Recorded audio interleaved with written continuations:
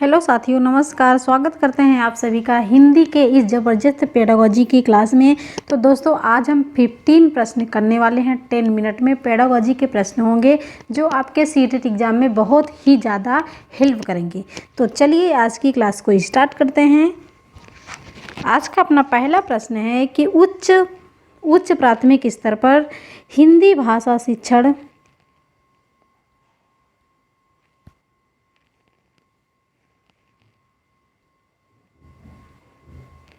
उच्च प्राथमिक स्तर पर हिंदी भाषा शिक्षण का एक सर्वाधिक महत्वपूर्ण उद्देश्य क्या है। ठीक है, यहाँ पर पूछा जा रहा है कि उच्च प्राथमिक स्तर पर हिंदी भाषा शिक्षण का सर्वाधिक जो महत्वपूर्ण उद्देश्य है क्या है। तो ए ऑप्शन है बच्चों में कहानियों को शब्दशः दोहराने की क्षमता का विकास करना। बी है बच्चों को व्याकरण के नियमों को कंठस्थ करवाना। बच्चों को पाठों के अंत में दिए गए उदाहरणों का अभ्यास करवाना। या फिर बच्चों में समझ के साथ पढ़ने और लिखने की क्षमता का विकास करवाना। ठीक है, किसकी बात किया जा रहा है, तो यहाँ पर बात किया जा रहा है उच्च प्राथमिक स्तर की। ठीक है, तो उच्च प्राथमिक स्तर में क्या होगा, बच्चा बड़ा होगा। उच्च प्राथमिक स्तर में बच्चा बड़ा होगा। और यहाँ पर पूछा जा रहा है कि सर्वाधिक महत्वपूर्ण उद्देश्य क्या है। तो यहाँ पर आंसर कैसा है, पॉजिटिव आंसर की बात किया जा रहा है और हम पॉजिटिव आंसर को चुनेंगे। पॉजिटिव क्वेश्चन की बात किया जा रहा है और हम पॉजिटिव आंसर को चुनेंगे। तो बच्चों में कहानियों को दोहराने की क्षमता का विकास करना एक ऐसा ऑप्शन है। तो ये निगेटिव है, ये आपका कट जाएगा। क्या है, निगेटिव है। और हमें ढूंढना क्या है, तो पॉजिटिव ढूंढना है। एनसीईआरटी 2005 कंठस्थ करने, दोहराने, रटने, इन सबको क्या करता है, अवॉइड करता है। बी है बच्चों को व्याकरण के नियमों को कंठस्थ करवाना। ये क्या है भैया, ये भी निगेटिव है। सी है बच्चों को पाठों के अंत में दिए गए उदाहरणों का अभ्यास करवाना। ये भी क्या है, निगेटिव है। डी ऑप्शन है कि बच्चों में समझ के साथ पढ़ने और लिखने की क्षमता का विकास कराना। यही आपका पॉजिटिव आंसर मिला। और पॉजिटिव क्वेश्चन के साथ हम कैसा आंसर लगाएंगे, तो पॉजिटिव आंसर लगाएंगे। तो आपका फिलहाल यहाँ पर 3 विकल्प कट जाता है। डी विकल्प को हम लॉक करेंगे कि बच्चों में समझ के साथ उच्च प्राथमिक स्तर की बात की जा रही है, बच्चा बड़ा है तो बच्चों में समझ के साथ हिंदी भाषा शिक्षण का महत्वपूर्ण उद्देश्य देना है। ठीक है, प्रश्न नंबर 2 है प्रश्न नंबर 2 है कि अपनी कक्षा में समावेशी माहौल का निर्माण करने के लिए आप किस बात को सबसे अधिक महत्वपूर्ण मानते हैं। जब सबसे कम की बात पूछा जाए, जब सबसे कम आए, ठीक है, जब सबसे कम पूछा जाए प्रश्न में, तो जब जो सबसे कम इफेक्टिव हो उसको हम लॉक करेंगे। और जब सबसे अधिक महत्वपूर्ण पूछा जाए तो जो सबसे बेहतर लगे हमें, ऑप्शन में जो सबसे बेहतर लगे, best best best, positive positive positive, और लास्ट में जो सबसे बड़ा आंसर हो पॉजिटिव, उसको हम लॉक कर देंगे। तो यहाँ पर पूछा गया कि अपनी कक्षा में समावेशी माहौल का निर्माण करने के लिए अगर आप चाहते हैं कि हमारी कक्षा समावेशी हो, ऐसा लगे कि है यहाँ पर समावेशी माहौल हो, उसका निर्माण करना चाहते हैं, तो आप किस बात का सबसे अधिक महत्वपूर्ण ध्यान देंगे। तो पहला है कि विभिन्न प्रकार के दृश्य श्रव्य संसाधनों का सदैव अनिवार्य प्रयोग करेंगे। बी है स्वयं के बोलने की गति को बहुत धीमा रखेंगे। ये क्या है, निगेटिव है। और हमें ढूंढना क्या है, पॉजिटिव। तो स्वयं के बोलने से अगर हम कक्षा में हम एक शिक्षक हैं और अपनी आवाज़ को बहुत धीमी कर देंगे तो क्या उससे समावेशी माहौल बन सकता है क्या, ये निगेटिव है। और सी ऑप्शन है कि सभी बच्चों से सभी भाषिक प्रकारों को समान रूप से संपादित करना, ये भी आपका क्या है, निगेटिव है। ठीक है, क्योंकि भाषिक प्रकारों की बात किया जा रहा है। और डी है विभिन्न प्रकार के दृश्य श्रव्य संसाधनों का आवश्यकता अनुसार उचित प्रयोग करना, यही आपका पॉजिटिव आंसर है। यानी कि डी विकल्प को हम लॉक कर देंगे। ठीक है, यहाँ पर क्या आपका निगेटिव थोड़ा सा जा रहा है, सदैव जो है। ठीक है, यहाँ पर जो सदैव हो यही आपका निगेटिव जा रहा है, सदैव नहीं, विभिन्न प्रकार के। अगर बहुत सारे हमारे पास दृश्य सब संसाधनों का अगर यहाँ पर प्रयोग करेंगे आवश्यकता अनुसार, तो जो समावेशी कक्षा का माहौल है, किसी को कोई प्रॉब्लम नहीं होगी, समावेशी कक्षा का माहौल बना रहेगा। तो डी ऑप्शन यहाँ पर आपका सही होगा। प्रश्न नंबर 3 है कि भाषा शिक्षक में क्या होना आवश्यक नहीं है। भाषा शिक्षक में क्या होना आवश्यक नहीं है। आप एक हिंदी के शिक्षक हैं और आपके अंदर क्या कौन सा गुण होना आवश्यक ही नहीं है। ठीक है, नहीं पूछा यानी कि निगेटिव प्रश्न है, हम आंसर क्या लगाएंगे, निगेटिव लगाएंगे। तो व्याकरण का ज्ञान क्या है, पॉजिटिव है। सुंदर लेख क्या है, पॉजिटिव है। भाई व्याकरण का ज्ञान तो होना चाहिए। अगर आप एक हिंदी के शिक्षक हैं तो व्याकरण का ज्ञान तो होना जरूरी है। सुंदर लेख, अगर आप सुंदर नहीं लिखेंगे तो आपके बच्चे कैसे लिखेंगे। और सी है विषय और मूल्यांकन विधियों का ज्ञान, इसका भी ज्ञान होना जरूरी है। ये 3 क्या है, पॉजिटिव है। और हमें आंसर क्या चाहिए, हमें आंसर चाहिए निगेटिव, क्योंकि यहाँ पर क्या पूछा गया, नहीं है। तो दी है रसायनों का ज्ञान। अगर हम हिंदी शिक्षक है तो हमें हिंदी से संबंधित सभी ज्ञान होने चाहिए। ये रसायनों का ज्ञान कहाँ से आ गया, तो यही डी विकल्प हमारा निगेटिव है। इसी विकल्प को हम लॉक कर देंगे। ठीक, कि भाषा शिक्षक में रसायनों का ज्ञान होना इतना बहुत ज़्यादा जरूरी नहीं है। प्रश्न नंबर 4 है कि प्राथमिक स्तर पर कविता शिक्षण उपयोगी नहीं है। फिर से यहाँ पर निगेटिव, अगर यहाँ पर हम निगेटिव या लिख दे रहे हैं, क्या आप समझ पा रहे हैं क्या? कमेंट में आप कमेंट कीजिएगा, क्या आप इससे समझ पा रहे हैं क्या? नहीं तो आपको किसी और तरीके से समझाएं। तो ये प्राथमिक स्तर पर कविता शिक्षण उपयोगी नहीं है, नहीं होगा। प्राथमिक स्तर पर कविता शिक्षण उपयोगी नहीं होगा। और प्राथमिक स्तर की बात किया जा रहा है 1 से 5। ठीक है, किसकी बात किया जा रहा है, तो 1 से 5 की बात किया जा रहा है। और 1 से 5 में बच्चा क्या होगा, छोटा होगा। तो यहाँ पर पूछा जा रहा है कि प्राथमिक स्तर पर कविता शिक्षण उपयोगी नहीं होगा जिसे छात्र सरलता से समझ सके। इसलिए उपयोगी नहीं होगा कि छात्र सरलता से समझ सकते हैं। ऑप्शन क्या है, पॉजिटिव। अरे भाई, जब कविता शिक्षण हम कविता को कहते हैं तो बच्चा उसे सरलता से समझ जाता है। क्या है, पॉजिटिव आंसर है। और हमें ढूंढना क्या है, निगेटिव आंसर ढूंढना है। ठीक है, हमें ढूंढना क्या है, निगेटिव आंसर। और पॉजिटिव जो है उसको हम सबसे पहले काटेंगे।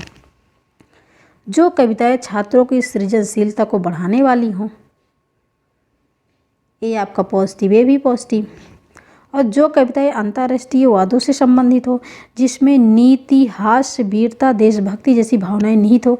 अरे जिसमें हास्य मतलब बच्चा हंसेगा, कविता को सुनेगा, उसके अंदर देशभक्ति जागृत होगी, वीरता होगा। ठीक है, उस कविता को सुनने से उसके अंदर वो वीरतापन आ जाएगा। तो ऐसी कविताएं तो जरूरी है ना, उपयोगी है हमारे लिए।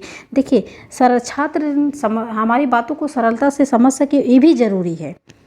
ठीक, और छात्रों में सृजनशीलता मिले, ये भी ज़रूरी है। और नीति, हास्य, वीरता, देशभक्ति है, ये भी ज़रूरी है। लेकिन क्या ज़रूरी नहीं है, बच्चा इतना छोटा है भाई, अंतर्राष्ट्रीय वादे करके क्या करेगा।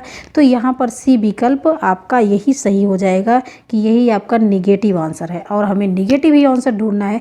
तो बच्चा छोटा, अंतर्राष्ट्रीय वादे, ये सब क्या करेगा। तो यही ऑप्शन आपका राइट हो जाएगा। अगर अभी तक आपने वीडियो को लाइक नहीं किया है तो लाइक कर दीजिए भाई, और वीडियो को शेयर कर दीजिए। प्रश्न नंबर 5 है उपचारात्मक शिक्षण। उपचारात्मक शिक्षण की सफलता निर्भर करती है। उपचारात्मक शिक्षण जो होता है उसकी सफलता किस पर निर्भर करती है। तो सबसे पहले आप ये जानिए, उपचारात्मक का मतलब होता है जब हम कारणों का समाधान कर देते हैं, यानी कि समस्याएं जो हमारे पास होती हैं हम उसका उपचार कर देते हैं, उसका समाधान कर देते हैं, वही क्या है, उपचारात्मक शिक्षण है। और उपचारात्मक शिक्षण किस पर जो है निर्भर करती है, तो उपचारों पर निर्भर करती है। अगर हम उसका उपचार पा जाएंगे तो बस, जैसे कोई बच्चा आपके पास, आप आजकल क्या मोबाइल ज़्यादा लोग यूज़ करते हैं, तो हम यहाँ से उदाहरण ले सकते हैं कि अगर बच्चा कोई मोबाइल यूज़ ज़्यादा कर रहा है और उसको जो है सीटेट की कोई क्लास पढ़नी है और बार बार वो सर्च कर रहा है एक्सपर्ट क्लासेस, और सर्च करने के बाद भी उसमें क्या हो रहा है कि वो सर्चिंग नहीं हो रही है, तो दूसरे बच्चों के पास जाएगा आपस में कि देखो मेरे मोबाइल में क्या हो गया। तो बच्चा देखेगा तो बोलेगा कि आपकी मोबाइल का नेट क्या है, ख़त्म है, इसमें आप कराओ क्या, रिचार्ज कराओ। तो जब तक अगले की समस्या हम जानेंगे नहीं, जब तक समस्याओं के कारणों का सही पहचान नहीं करेंगे, पता नहीं लगाए, तब तक उसकी समस्या का समाधान कैसे करेंगे। तो यही आपका डी विकल्प राइट हो जाएगा है। और देखो यहाँ पर मैंने ऑप्शन पढ़ा ही नहीं कि उपचारात्मक शिक्षण की सफलता निर्भर करती है उपचारात्मक शिक्षण की सामग्री पर। है भाई, सामग्री पर काहे का निर्भर करेगी, भाषिक नियमों के ज्ञान पर, ये भी आपका गलत हो जाएगा। समय व अवधि पर, हमें तो उपचारात्मक शिक्षण चाहिए ना। तो यहाँ पर डी ऑप्शन लॉक हो जाएगा। समस्याओं के कारणों की सही पहचान पर निर्भर करती है उपचारात्मक शिक्षण। समस्याओं का जब सही कारण का सही पता लग जाएगा तो वही तो उपचारात्मक शिक्षण है। तो यहाँ पर डी ऑप्शन आपका लॉक हो जाएगा। प्रश्न नंबर 6 है, सीटेट में पेडागोजी के प्रश्न ऐसे ही आते हैं, वो चाहे फर्स्ट पेपर हो चाहे सेकंड पेपर हो। प्रश्न नंबर 6 है कि पाठ में दिए गए चित्रों का क्या उद्देश्य होता है। यहाँ पर इसकी बात नहीं किया जा रहा है कि प्राइमरी का है या फिर जूनियर का है, ठीक है, क्योंकि पूछा जा रहा है कि पाठ में दिए गए चित्रों का क्या उद्देश्य होता है। जो आप पाठ पढ़ते हैं, आप देखते होंगे छोटे बच्चों में, उसमें चित्र दिया होता है, तो उस चित्र का क्या उद्देश्य होता है, उस चित्र क्यों दिया जाता है। चित्र इसलिए दिया जाता है कि अमूर्त संकल्पनाओं को समझने में सहायता करते हों। अमूर्त का मतलब जो चीज़ें नहीं हमें दिखाई दे रही हैं उसको हम समझ सकें। चित्र इसलिए दिया जाता है कि जो चीज़ें हम समझ नहीं पा रहे हैं, जो चीज़ें हमें दिखाई नहीं दे पा रही हैं, उसको हम चित्र के माध्यम से कल्पना करें और समझें। बी है कि चित्रों से पाठ्य पुस्तक आकर्षक बनती है, कि चित्र इसलिए दिए जाते हैं जिससे पाठ्य पुस्तक अच्छी लगे।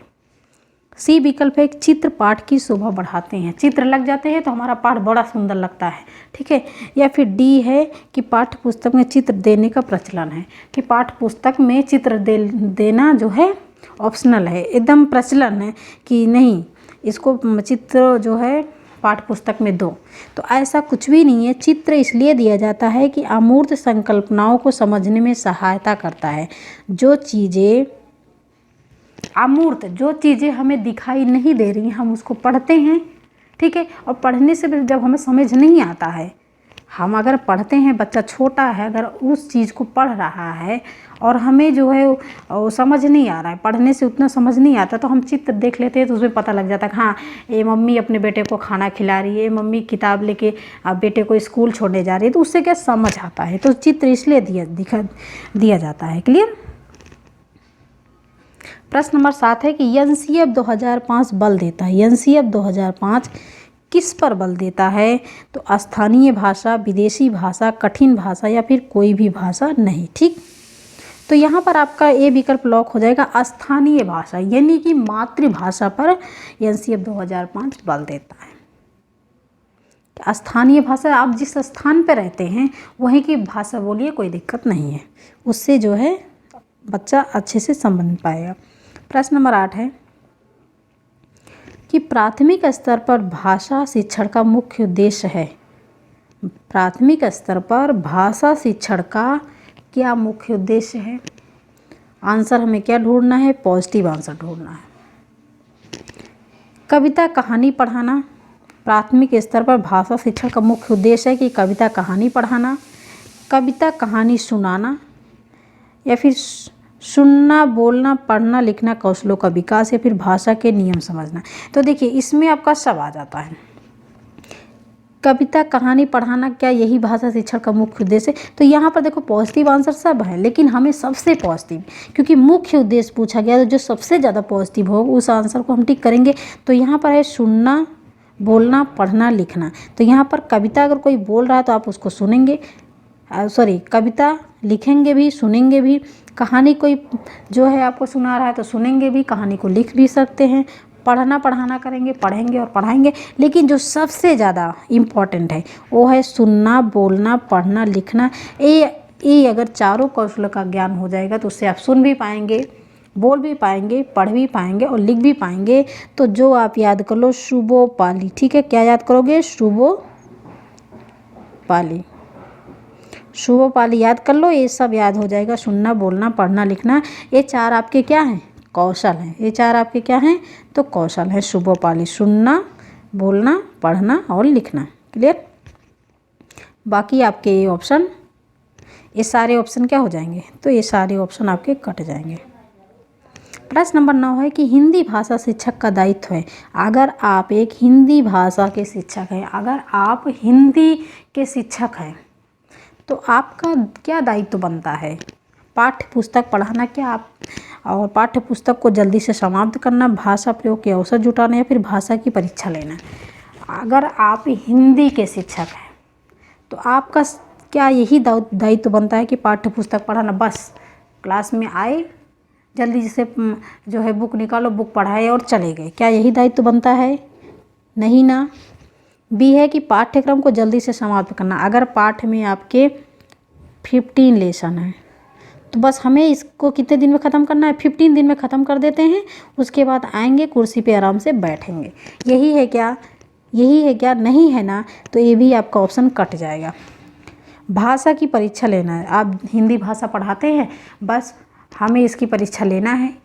क्या यही? नहीं। सी है भाषा प्रयोग के अवसर जुटाना। आप जो है हिंदी भाषा के शिक्षक हैं तो आप बच्चों को भी भाषा प्रयोग के अवसर दीजिए कि वो भी भाषा का प्रयोग करें। ठीक।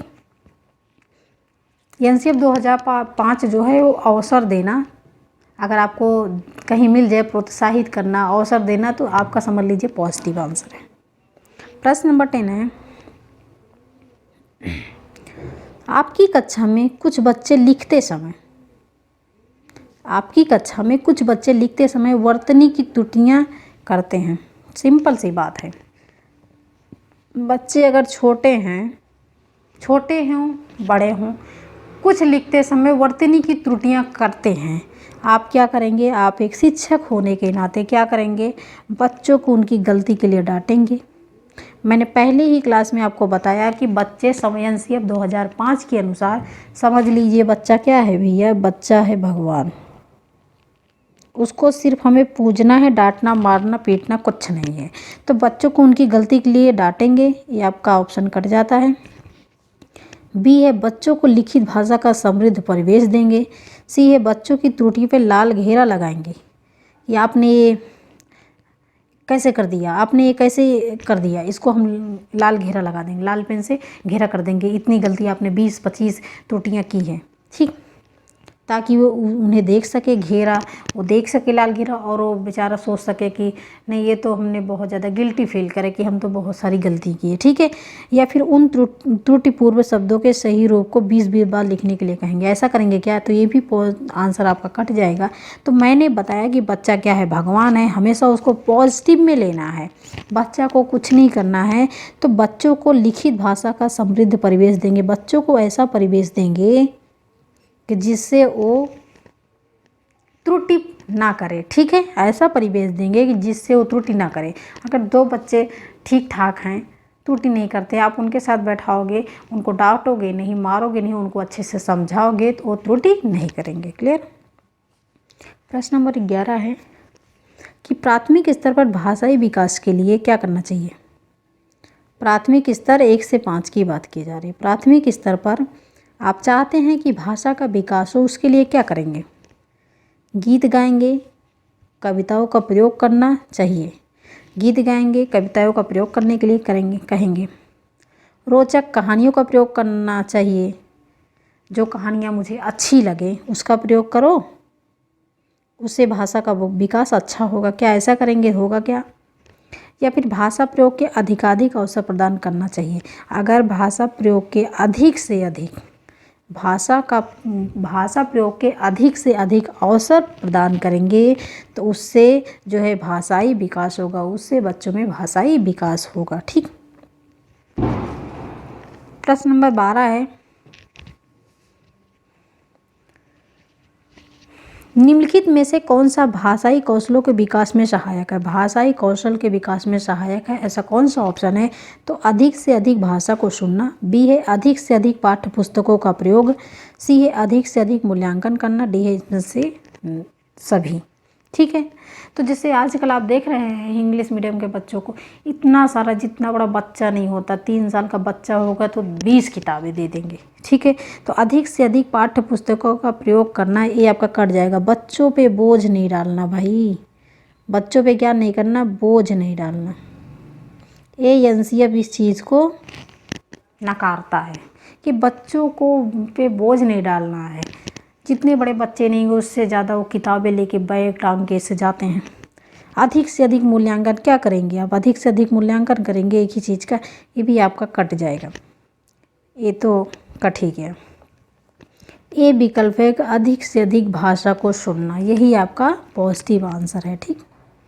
प्रश्न नंबर 13 है कि उच्च प्राथमिक स्तर पर भाषा सीखने सिखाने की प्रक्रिया में किसकी उपेक्षा बिल्कुल नहीं की जा सकती? किसकी उपेक्षा बिल्कुल नहीं की जा सकती? ये निगेटिव है यहाँ पर क्वेश्चन। आपको आंसर क्या डालना है? तो यहाँ पर आंसर आपका रहेगा निगेटिव। क्वेश्चन निगेटिव तो आंसर निगेटिव, पॉजिटिव क्वेश्चन तो पॉजिटिव आंसर। ठीक। तो उच्च प्राथमिक स्तर की बात किया जा रहा है कि भाषा सीखने सिखाने की प्रक्रिया में हम किसकी उपेक्षा बिल्कुल नहीं करेंगे? तो शिक्षक के शास्त्रीय ज्ञान की, बच्चों की भाषिक पृष्ठभूमि की, बच्चों की सामाजिक श्रेणी पे या फिर बच्चों के पाठ्यपुस्तकीय ज्ञान पे। ठीक है। तो यहाँ पर निगेटिव आंसर को चुनना है। तो बच्चों के पाठ्यपुस्तकीय ज्ञान ये कैसा है? पॉजिटिव आंसर है। ठीक है। बच्चों की सामाजिक श्रेणी, इसकी उपेक्षा नहीं करेंगे, ये भी आपका पॉजिटिव आंसर है। शिक्षक के शास्त्रीय ज्ञान, तो शिक्षक की बात ही नहीं की जा रही, यहाँ पर ये भी पॉजिटिव है। आपका क्या कट जाता है कि बच्चों के भाषिक पृष्ठभूमि, उच्च प्राथमिक स्तर पर भाषा सीखने सिखाने की प्रक्रिया में आप बच्चों की भाषिक पृष्ठभूमि की बिल्कुल भी उपेक्षा नहीं करेंगे, यही निगेटिव है कि आप जो है ऐसे परिवार से आते हो, आप गरीब घर से आते हो, आप अमीर घर से आते हैं, पृष्ठभूमि की बात नहीं करना। बच्चा किस कैसे वह घर से आता हो, इसकी उपेक्षा बिल्कुल भी नहीं करना है। ठीक है। तो यहाँ पर बी ऑप्शन आपका राइट हो जाएगा। प्रश्न नंबर 14 है कि भाषा शिक्षण के अंतर्गत वर्तनी संबंधी त्रुटियों का निवारण करना चाहिए। भाषा शिक्षण के अंतर्गत वर्तनी संबंधी त्रुटियों का निवारण करना चाहिए, कैसे? आपका पॉजिटिव आंसर चुनना है, क्योंकि क्वेश्चन क्या है? पॉजिटिव है। अगर नहीं होता तो नेगेटिव हो जाता। तो वर्तनी का शुद्ध उच्चारण और लेखन अभ्यास करवाकर हम भाषा त्रुटियों का निवारण कर सकते हैं। कि अगर हम वर्तनी का शुद्ध उच्चारण और लिखने के लिए बोल दें, अभ्यास करवाएं, तो उससे भाषा में सुधार आ सकता है। त्रुटियों का प्रकार गिना कर, कि आपने 1 त्रुटि की, आपने 2 त्रुटि की, आपने 3 त्रुटि की, आपने 4 त्रुटि की, उसका अगर हम त्रुटियों का प्रकार गिनाएंगे तो क्या उससे जो है वर्तनी की त्रुटियों का निवारण होगा? नहीं होगा, ये आपका कट जाएगा।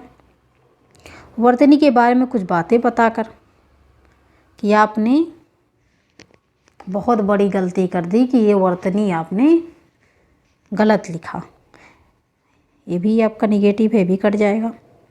त्रुटियों की उपेक्षा करेंगे, ये भी आपका कट जाता है। पॉजिटिव आंसर क्या होता है कि वर्तनी का शुद्ध उच्चारण एवं लेखन अभ्यास करवाकर हम वर्तनी का निवारण यानी त्रुटियों का निवारण कर सकते हैं। तो ये विकल्प यहाँ पर लॉक हो जाएगा। जब भी ऐसे प्रश्न पूछे सीटेट में, तो आप सबसे पहले प्रश्नों पर ध्यान दीजिए कि वहाँ पर पूछा क्या जा रहा है, पॉजिटिव पूछा जा रहा है या फिर निगेटिव पूछा जा रहा है। कभी कभी हम क्या होते हैं कि खुशी के मारे नहीं हमें तो ये आ रहा है, तो हम उसको गलत कर देते हैं। सबसे पहले आप पॉजिटिव और निगेटिव को पहचानो। प्रश्न नंबर 15 है कि प्राथमिक स्तर पर कविता शिक्षण उपयोगी नहीं है, होगा। निगेटिव है भैया, निगेटिव लगा दो, ऐसे निगेटिव लगा दिया करो। निगेटिव पूछा गया है कि प्राथमिक स्तर पर कविता शिक्षण उपयोगी नहीं होगा। ठीक। देखो एक ही क्वेश्चन 2 बार हो गया यहाँ पर, जिसे छात्र सरलता से समझ सके। ठीक है। जो कविताएं छात्रों की सृजनशीलता को बढ़ाने वाली हों, जो कविताएं अंतर्राष्ट्रीय वादों से, यही आपका निगेटिव हो जाएगा। बाकी तो सब सही है।